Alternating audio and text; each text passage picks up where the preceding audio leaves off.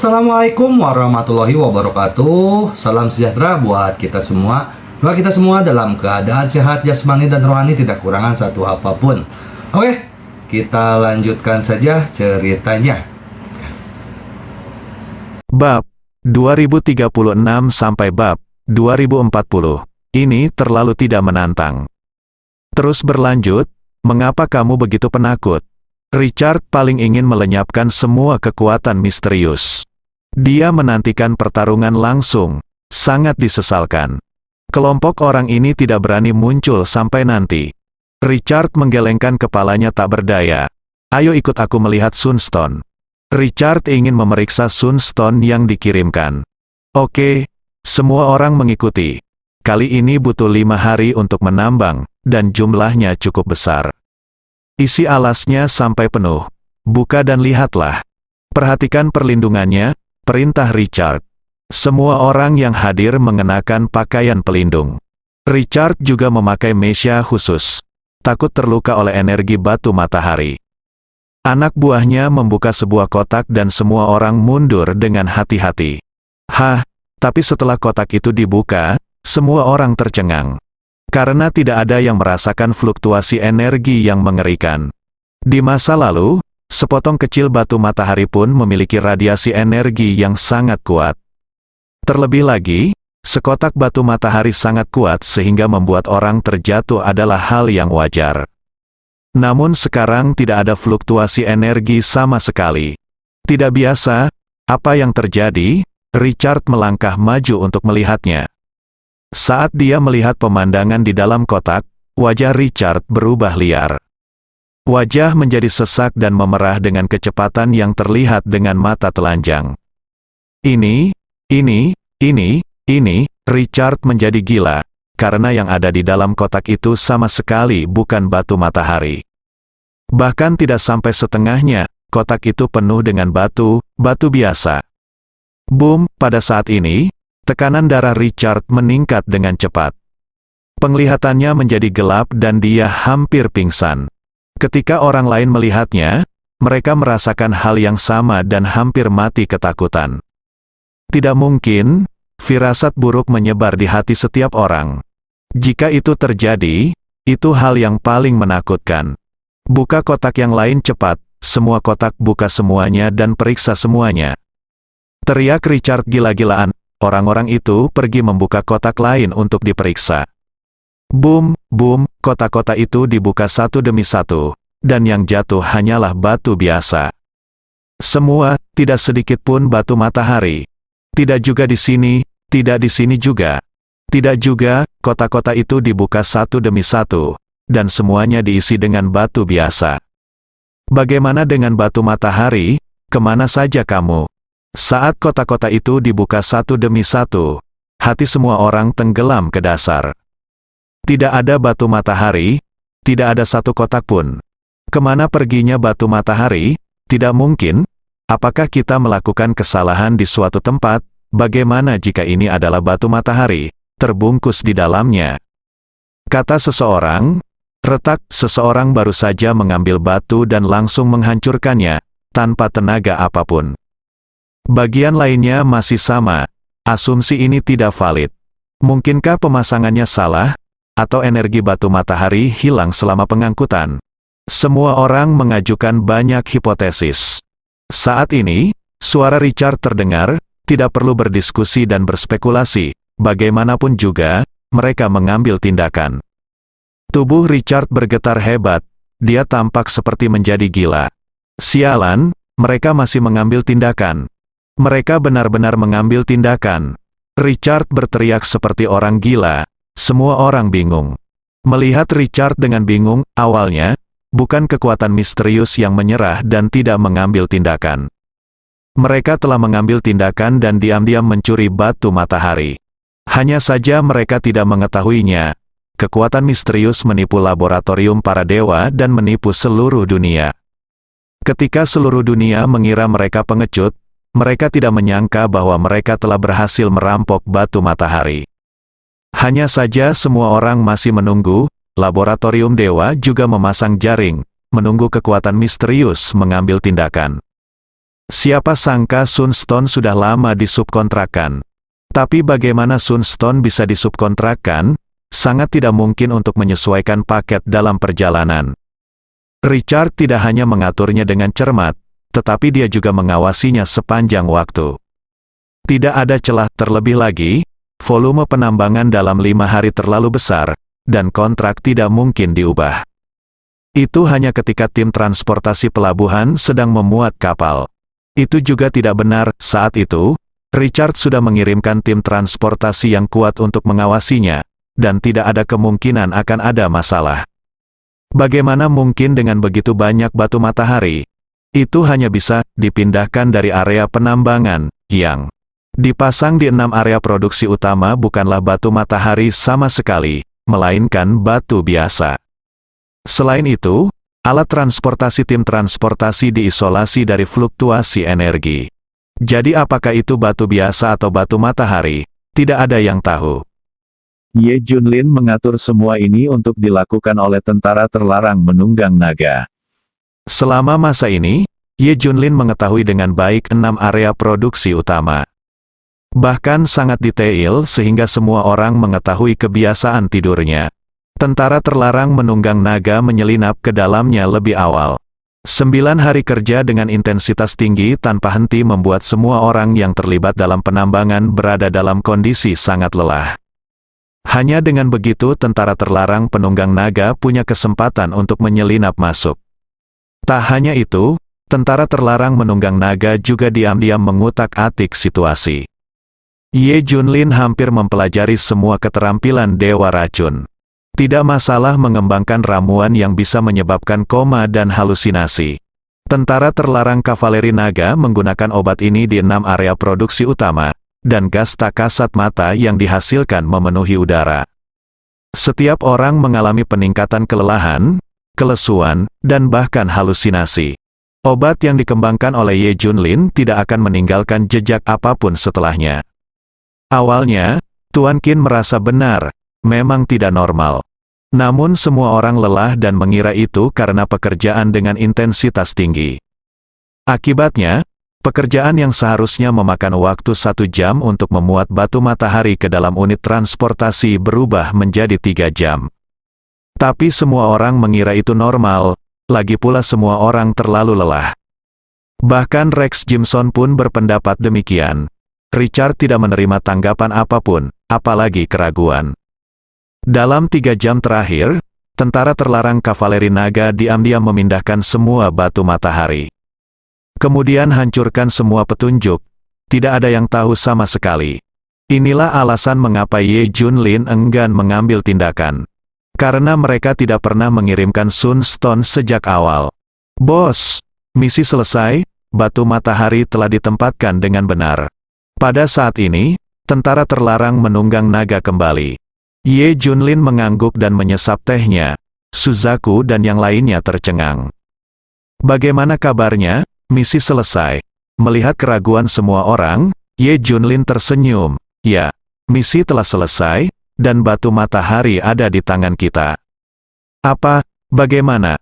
Bagaimana ini dilakukan? Kami berdiri diam. Semuanya menjadi gila, biarkan dia menjelaskannya padamu. Ye Junlin tersenyum, segera Suzaku dan yang lainnya mengetahui apa yang sedang terjadi. Pantas saja Ye Junlin begitu tenang. Ternyata dia memecahkan masalah tersebut dari sumbernya. Segera berita bahwa batu matahari gelombang ketiga yang ditambang oleh laboratorium dewa dicuri kembali menyebar ke seluruh dunia. Seluruh dunia kembali terkejut, 3 kali penuh. Kali ini, batu matahari dicuri secara diam-diam. Bahkan Richard tidak menyadarinya, dijuluki oleh semua orang sebagai laboratorium dewa yang paling memalukan. Semua pihak di Daxia bersemangat. Lagi pula, tidak ada satupun batu matahari yang diambil oleh laboratorium dewa. Tampaknya kekuatan misterius ini ingin menghentikan laboratorium dewa sepenuhnya, maka kita dapat yakin, kita bahkan dapat memberikan bantuan bila diperlukan. Tian's Mansion dan yang lainnya mulai menyatakan pendirian mereka. Senang rasanya memiliki seseorang yang siap membantu. Anda belum bisa menyalahkan Daxia. Berita itu menyebar ke seluruh dunia. Wajah laboratorium dewa benar-benar hilang, dan Richard dipakukan pada tiang rasa malu. Richard ingin mati, Tuan Richard, dewa jahat awan api sedang mencarimu. Cepat dan hubungi dia di sini untuk melaporkannya. Sebuah suara serak datang dari sisi berlawanan. Ada kemungkinan 80 hingga 90 kumpulan batu matahari ini akan berada di Daxia, dan mereka tidak akan melakukannya, dikirim keluar sama sekali. Orang-orangku sedang mengawasi Tian's Mansion dan Daxia. Sia. Tidak ada gerakan abnormal, yang berarti batu matahari ada di Daxia dan belum dipindahkan keluar dari Daxia sama sekali. Kamu dapat menggunakan caramu untuk mencarinya di Daxia. Hah? Richard tertegun pada awalnya, dan kemudian menyadarinya, selama ini, dia sedang memikirkan link mana yang disubkontrakkan. Namun dia tidak pernah menyangka kalau barang itu dikemas di Daxia. Di alam bawah sadarnya, di mana tempat teraman, tidak ada yang salah. Selain ide-ide yang diberikan oleh Dewa Jahat Huoyun terakhir kali, dikatakan bahwa itu mungkin merupakan organisasi yang alkitabiah. Hal ini membuat Richard sepenuhnya fokus pada kekuatan besar di luar Daxia. Saya tidak pernah meragukan Daxia. Sekarang Dewa Jahat Awan Api mengingatkannya, dia langsung bereaksi. Kali ini Sunstone disubkontrakkan, pasti terjadi di Daxia. Lalu Sunstone yang dipindahkan pasti ada di Daxia. Tidak akan melangkah terlalu jauh, lagi pula, ada orang seperti Tian's Mansion di Daxia yang mengawasi mereka. Begitu mereka mengetahuinya, mereka akan mengambil tindakan. Namun, Dewa Jahat Awan Api sedang mengawasi di sana, dan kekuatan-kekuatan ini tidak dalam kondisi apapun. Artinya tidak dikirim sama sekali. Baiklah, aku mengerti. Ini pertama kalinya kamu dan aku berbincang tatap muka. Kita punya kesempatan untuk bertemu. Richard menutup panggilannya. Segera atur agar Rex dan yang lainnya mengambil tindakan. Gunakan semua koneksi dan sumber daya Anda untuk menemukan batu matahari di Daxia. Pada saat yang sama, ia mengirimkan beberapa teknisi untuk membawa peralatan pengujian. Dia tidak berani mengirim beberapa orang kuat ke Daxia. Lagi pula, jika Anda mengirim orang-orang ini, Tian's Mansion akan mengawasi mereka dan bahkan mengusir mereka. Orang-orang ini tidak punya alasan. Sementara Richard marah, dia bersyukur memiliki Dewa Jahat Awan Api sebagai rekannya.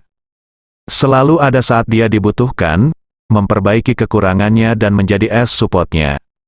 Bos baru saja menerima informasi, Richard telah mengirim orang untuk mencari batu matahari di Daxia. Saya mendengar dari tentara terlarang penunggang naga bahwa batu matahari gelombang ketiga disembunyikan di Daxia. Mereka belum punya waktu untuk mengangkutnya keluar. Suzaku memandang Ye Junlin dengan cemas. Ye Junlin tersenyum, biarkan mereka menemukannya. Hah? Suzaku berkata dengan ragu, Bos, bagaimana jika mereka benar-benar menemukannya? Jadi bagaimana jika mereka menemukannya? Apakah mereka masih beruntung? Apakah kamu pergi? Akankah aku membiarkan mereka membawamu pergi? Ye Junlin bertanya, aku mengerti. Suzaku langsung mengerti. Tidak masalah di mana batu matahari disembunyikan, asalkan di Daxia. Kemudian, seperti batu matahari yang belum ditambang di 6 area produksi utama, meskipun mereka menemukannya, mereka tidak dapat mengangkutnya keluar. Itu akan selalu menjadi milik Daxia. Konsep ini perlu diklarifikasi.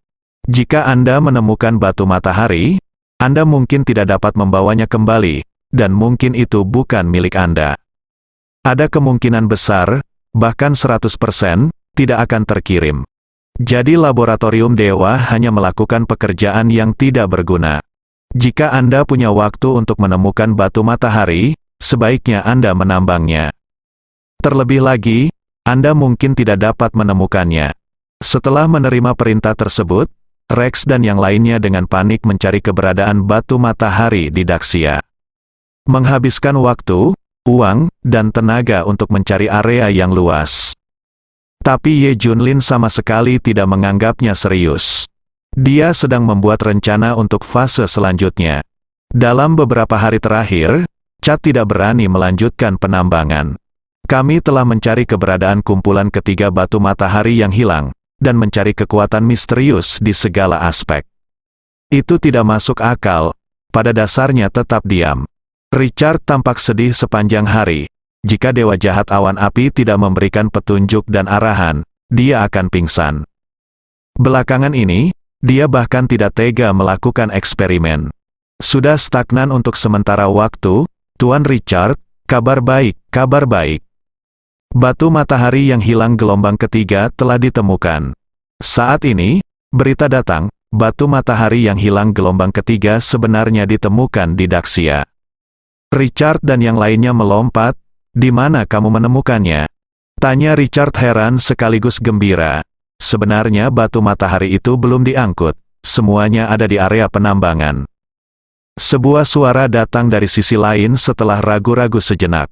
Boom, mendengar jawaban ini, Richard disambar petir. Saya mencari untuk waktu yang lama, ternyata Sunstone tidak pernah keluar dari area penambangan. Tempat paling berbahaya adalah tempat teraman, Richard akhirnya mengerti. Kekuatan misterius hanya mencegah batu matahari meninggalkan Daxia, tapi tidak membawanya pergi. Hanya saja Sunstone tersebut dikemas menjadi batu biasa di area penambangan, dan Sunstone tersebut sebenarnya ada di area penambangan. Tertipu, mata Richard merah padam, dan wajahnya pucat karena marah. Setelah sekian lama mengerjakannya, ternyata Sunstone tersebut sudah ada di area penambangan dan berada di tangan kami sendiri, dan belum hilang sama sekali. Tapi dia bermain-main dengan laboratorium dewa. Malu, sayang sekali, Richard ingin memukulnya sampai mati. Dia bahkan tidak bisa menjelaskannya kepada laboratorium dewa. 3 kali, mereka semua tertipu, akan lebih baik jika dia diculik untuk ketiga kalinya. Ini sepenuhnya dipentaskan, retak-retak. Richard sangat marah sehingga dia menghancurkan semua yang dilihatnya. Orang-orang di sebelahnya membujuk, "Jangan marah, Pak Richard, meskipun kami telah dibodohi, batu matahari telah ditemukan dan masih di tangan kami. Kami tidak akan menderita kerugian apapun." Yang lain juga menggema, "Ya. Yang paling penting adalah batu matahari ada di tangan kita." Richard tiba-tiba menatap semua orang. "Apakah kamu bodoh?" "Hah?" Semua orang tercengang. "Sunstone ada di tanganmu. Kenapa ada di tanganmu? Bukankah masih di Daxia? Bisakah kamu membawanya kembali?" Richard mengajukan pertanyaan berulang kali, dan semua orang bingung dengan pertanyaan itu. "Kalau begitu, saya masih punya Sunstone yang sudah disediakan ratusan tahun, tapi 6 area pertambangan besar semuanya ada di Daxia. Bisakah kita mendapatkannya kembali sekarang?" "Tidak mungkin," teriak Richard. Baru pada saat itulah semua orang mengerti maksud Richard. Sekarang batu matahari ini hanya milik mereka secara nominal. Namun apakah itu benar-benar bisa didapatkan? Tidak bisa mendapatkannya. Dengan kelompok kekuatan misterius di sini, mereka bahkan tidak dapat berpikir untuk memindahkan batu matahari. Mereka menemukan kumpulan ketiga batu matahari yang hilang. Tapi tidak ada yang senang, hasilnya sama. Saya tidak bisa mengembalikannya ke laboratorium dewa. Yang terpenting adalah meskipun batu matahari ditemukan, masih belum ada petunjuk tentang kekuatan misterius tersebut. Bahkan dewa jahat Huoyun tidak menemukan apapun. Kini Richard menghadapi 2 pilihan. Haruskah kita mengangkut batu matahari gelombang ketiga yang kita temukan pertama kali, atau haruskah kita terus menambang? Sungguh sebuah masalah. Richard sedikit takut sekarang.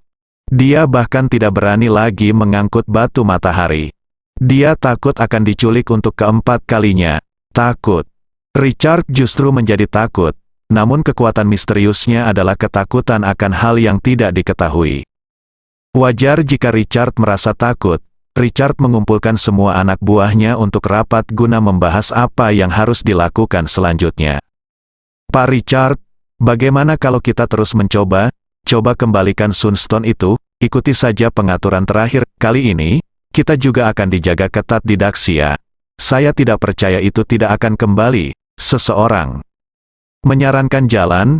"Ya, mereka memanfaatkan celah kali ini. Kami menemukan celah ini.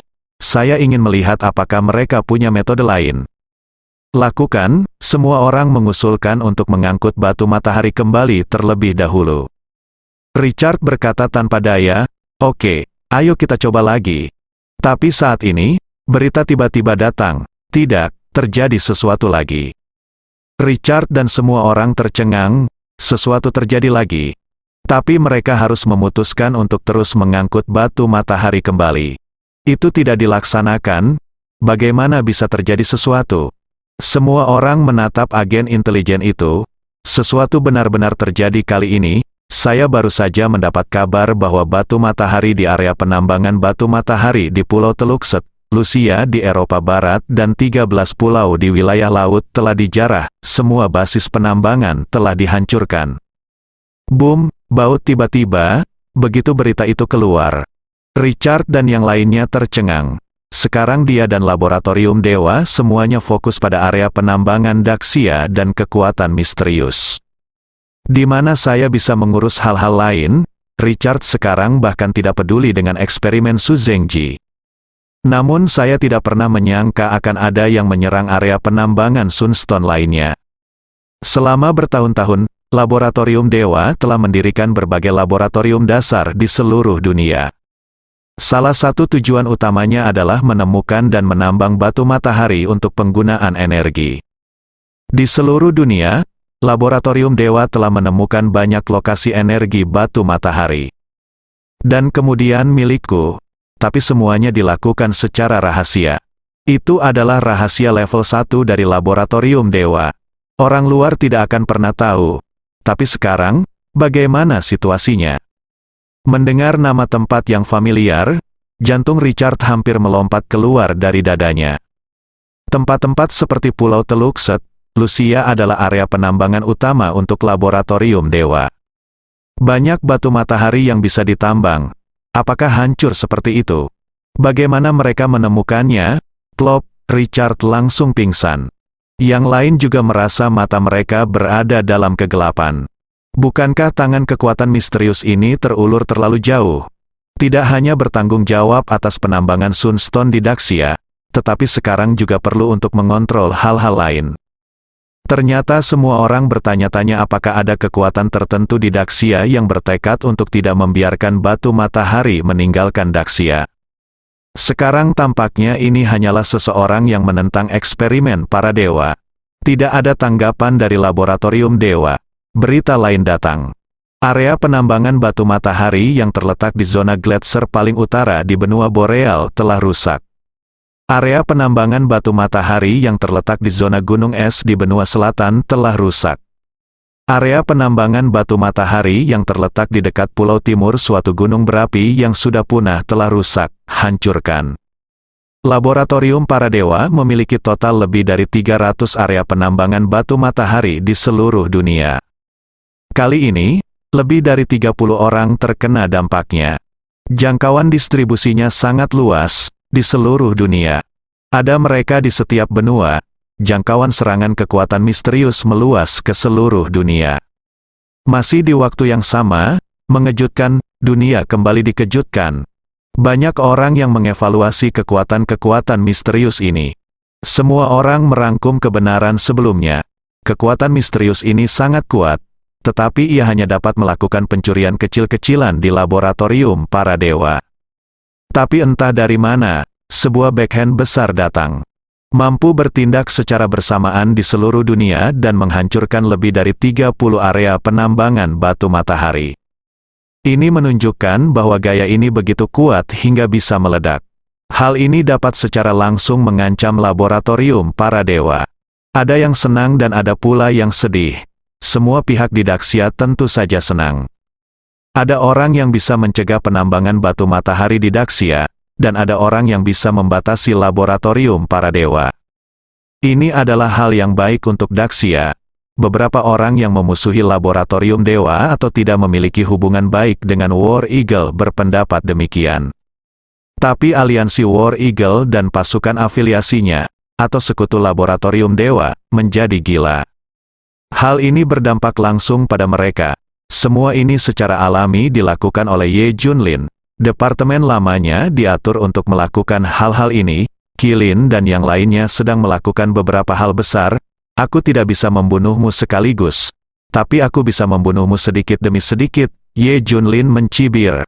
Kali ini, Suzaku masuk dan membawa informasi. Bos, Anda meminta penyelidikan untuk mengetahuinya, bersambung.